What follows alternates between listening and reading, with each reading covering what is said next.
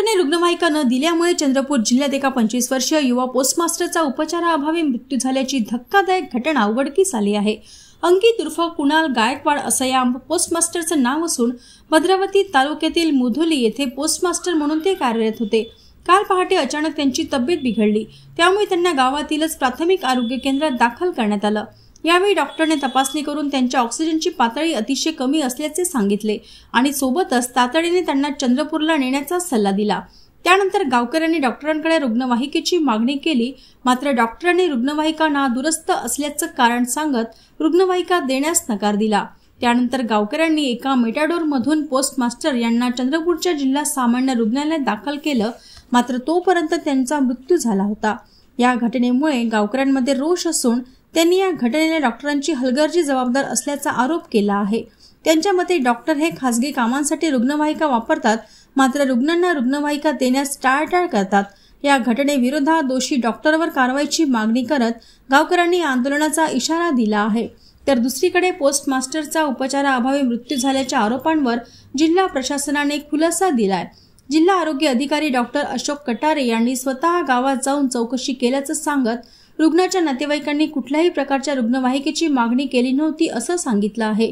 रुग्णवाहिका त्याच ठिकाणी उपलब्ध होती, रुग्णवाहिका न देण्याचा काही प्रश्नच उद्भवत नाही। हे सर्व आरोप गैरसमजुतीतून झाल्याचा डॉक्टर कटारे यांनी खुलासा केलाय। नमस्कार, मी डॉक्टर अशोक कटारे, जिल्हा आरोग्य अधिकारी चंद्रपूर। परवा दिवशीच्या पहाटे 2:15 म्हणजे 2:15च्या आसपास रुग्ण गेला आणि त्याला ॲम्ब्युलन्स मिळाली नाही अशी बातमी प्रदर्शित झाली होती। त्या अनुषंगाने मी काल स्वतः मुधोळी येथील प्राथमिक आरोग्य केंद्राला भेट दिली आणि भेट देऊन तिथं सखोल चौकशी केली। त्या चौकशीमध्ये तालुका आरोग्य अधिकारी, वैद्यकीय अधिकारी प्रभारी आणि द्वितीय वैद्यकीय अधिकारी, तेथील परिचर आणि वाहन चालक या 5 जणांचे बयान घेतले। त्याचप्रमाणे गावातील सरपंच व इतर प्रतिष्ठित नागरिक असे एकूण 5 जणांचे तिथे मी बयान घेतले। तर या बयानांवरून आणि चौकशीवरून असे लक्षात येते की रुग्णाला 2 नातेवाईक सुमारे 2:15 वाजताच्या आसपास घेऊन आले। त्या रुग्णाला पोटदुखी आणि उलटीचा त्रास होत होता।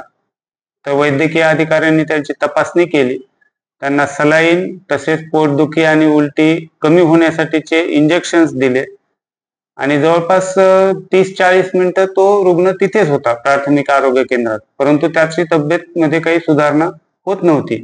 तर त्या अनुषंगाने वैद्यकीय अधिकाऱ्यांनी त्यांना जिल्हा रुग्णालयाला जाण्यासाठी संदर्भ सेवेसाठी पत्र दिले। रुग्ण येताना स्वतःच्या गाडीमध्ये आला होता आणि जातानाही त्यांनी स्वतःचीच गाडी घेऊन गेले, न तर रुग्णांनी किंवा रुग्णाच्या नातेवाईकांनी ॲम्ब्युलन्सची मागणी केली, कारण की ॲम्ब्युलन्स तिथंच उभी होती, वाहन चालक तिथेच होता आणि वैद्यकीय अधिकारी पण तिथेच होता।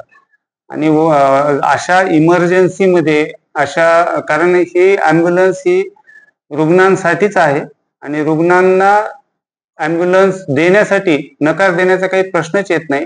ही काहीतरी गैरसमजातून बातमी प्रदर्शित झाल्याचे दिसून येते। तर ह्या चौकशीअंती मी एवढंच सांगेल की ही बातमी खरी नाही आणि याची सखोल चौकशी झालेली आहे।